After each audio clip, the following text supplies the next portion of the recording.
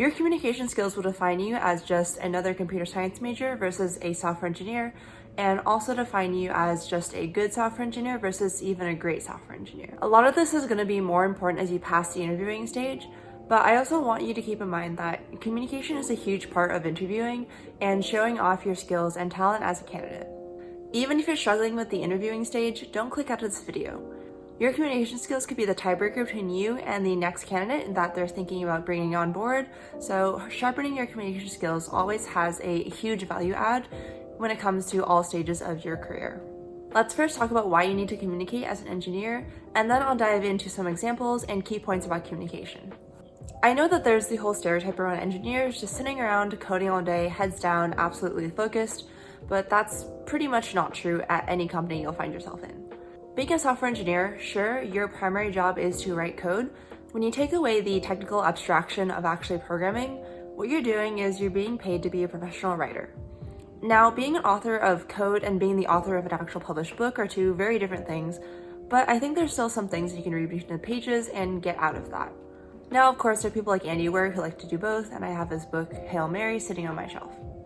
But let's look into what a day in the life of an engineer actually looks like and see how that plays into the overall need for communication and strong communication skills.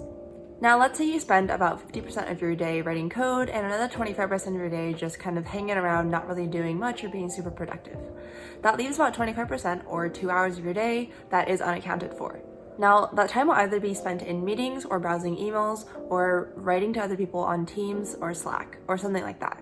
Reading between the lines there, you're engaged in some sort of communication regardless of which form. If you're in a meeting, then that'll be verbal communication and also listening to other people. And if you're browsing email or looking through Teams, then that'll be just written communication. In all three aspects of those tasks, though, you're interacting with other people, you're engaging with them, and you're forced to communicate with someone else on the other end of the party. Overall, you work with other people to help make you more productive and to also help other people be more productive as well. You engage in pair programming to help someone else write a feature, you hop on a call to debug a specific issue, you do code reviews to review what other people have written and give them better feedback, and most importantly, you need to be unblocked on all your tasks so you can make the most progress and be the most productive engineer that you could be. And the kinds of people that you talk to will also range drastically. This can be just other engineers on your team, this could be your PM, this could be stakeholders, and it can even be end customers or end users of your product. You'll also encounter conflict, disagreements, missed deadlines, mixed opinions, and just a whole swath of other human actions and emotions that the more effective you are at communicating, the better you will be at resolving these situations and de-escalating. So let's cut to the chase and talk about the key points with communication. The first key point I want to highlight is that everyone is busy and everyone has a lot going on. Good communication here helps you cut through the noise.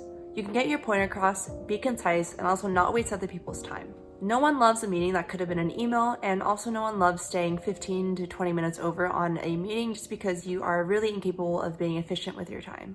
I think the two main points I hammer on here are going to be clarity and being concise. Any communication should have a goal to be as clear as possible, because if not, then that just brings up a lot of back and forth emailing and questions that really just end up cluttering your inbox and everyone else who's involved on the thread.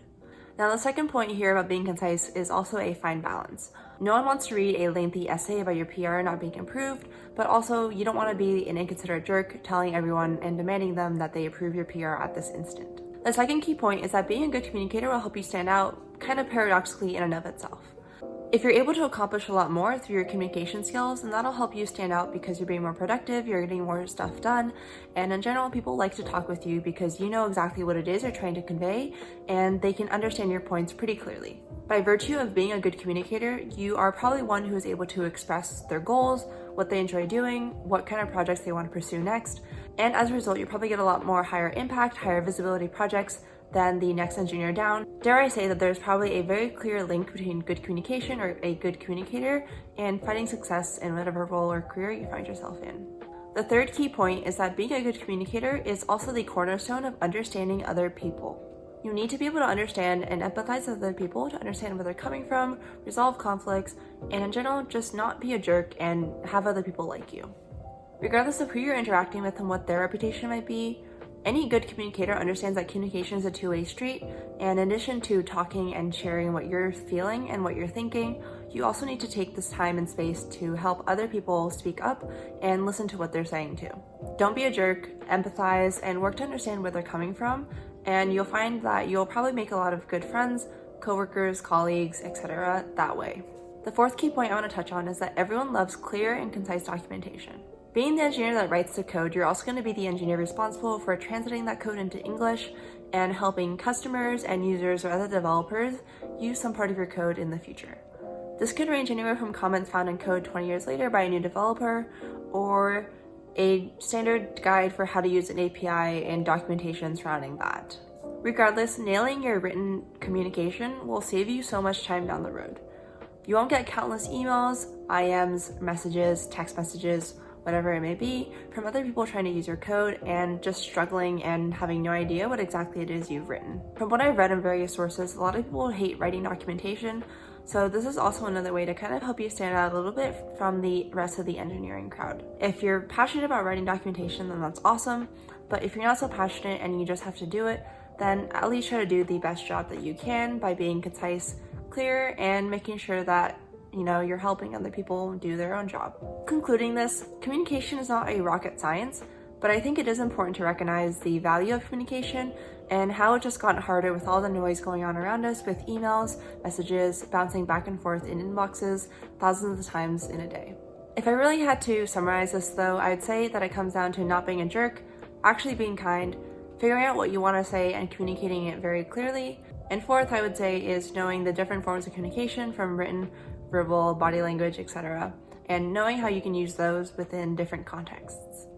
As always, please leave any questions or comments you have down below, and I'll get to them as fast as I can. Thank you all so much for watching, and I'll see you all again next week for a brand new video. Bye.